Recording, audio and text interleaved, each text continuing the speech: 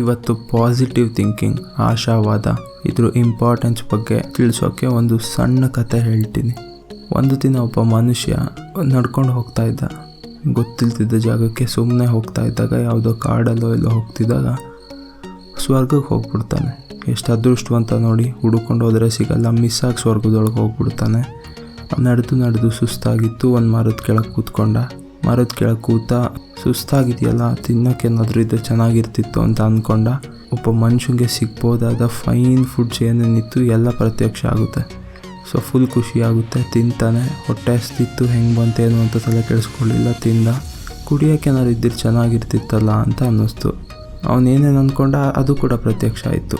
ಕುಡ್ದ, ಹೊಟ್ಟೆ ತುಂಬಿತು. ಇವಾಗ ಅವನಿಗೆ ಡೌಟ್ ಬರೋಕ್ಕೆ ಶುರುವಾಯಿತು. ಅದು ಹೆಂಗೆ ಸುಮ್ಮನೆ ಕೇಳ್ಕೊತಿದ್ದಂಗೆ ಪ್ರತ್ಯಕ್ಷ ಆಗ್ಬಿಡ್ತಲ್ಲ ಇದೆಲ್ಲ ಅಂತ. ಸೊ ಮೋಸ್ಟ್ಲಿ ದೆವ್ವಗಳಿರ್ಬೋದಾ, ಇಲ್ಲೇನಾದರೂ ಪ್ರೇತಾತ್ಮಗಳಿದೆಯಾ ಅಂತ ಅಂದ್ಕೊಂಡ. ಸೊ ಅವನೇ ಅಂದ್ಕೊಂಡಿದ್ದು. ಸೊ ಅವ್ನು ಕೇಳ್ಕೊಂಡಾಗ ಹೆಂಗೆ ಫುಡ್ ಬಂತು ಹಾಗೆ ಪ್ರೇತಾತ್ಮಗಳು ಪ್ರತ್ಯಕ್ಷ ಆಗ್ಬಿಟ್ಟು. ಸೊ ನೋಡ್ದೆ, ಓಕೆ ದೆವ್ವಗಳಿದೆ ಇಲ್ಲಿ, ಮೋಸ್ಟ್ಲಿ ನಂಗೆ ಟಾರ್ಚರ್ ಕೊಡುತ್ತೀವಲ್ಲ ಅಂತ ಅಂದ್ಕೊಂಡ. ಅವನೇ ಕೇಳ್ಕೊಂಡಿದ್ದಂಗೆ ಟಾರ್ಚರ್ ಕೊಡೋಕ್ಕೆ ಸ್ಟಾರ್ಟ್ ಆಯಿತು.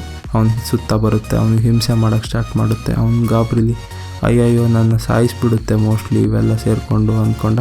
ಅವನನ್ನು ಸಾಯಿಸ್ತು. ಈಗ ತಾನೇ ಹೇಳಿದ್ವಿ ಅದೃಷ್ಟವಂತ ಅವನು ಅಂತ. ಅವ್ನು ಸ್ವರ್ಗದಲ್ಲಿ ಹೋಗಿದ್ದವನು ಕಲ್ಪವೃಕ್ಷದ ಕೆಳಗೆ ಕೂತಿರ್ತಾನೆ. ಕಲ್ಪವೃಕ್ಷ ಇಸ್ ಅ ವಿಶಿಂಗ್ ಟ್ರೀ, ವರಗಳನ್ನು ಕೊಡೋ ಮರ ಅದು. ಅದ್ರ ಕೆಳಗೆ ಕೂತಿದ್ದ.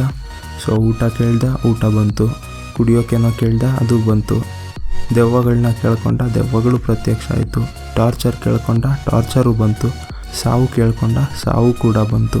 ಸೊ ಈ ಕತೆ ಸಮ್ಮರಿ, ಏನಾದರೂ ಕೆಲಸ ಟ್ರೈ ಮಾಡೋಕ್ಕೆ ಮುಂಚೆನೇ ಇದು ನನ್ನ ಕೈಲಿ ಆಗಲ್ಲ, ಇದು ನನಗೆ ಬೇಕಾ ಅಂತ ಮನಸ್ಸಲ್ಲಿ ನಾವೇ ಮೊದಲೇ ಅಂದ್ಕೊಂಡ್ರೆ ಆಗೋ ಕೆಲಸನೂ ಆಗಲ್ಲ.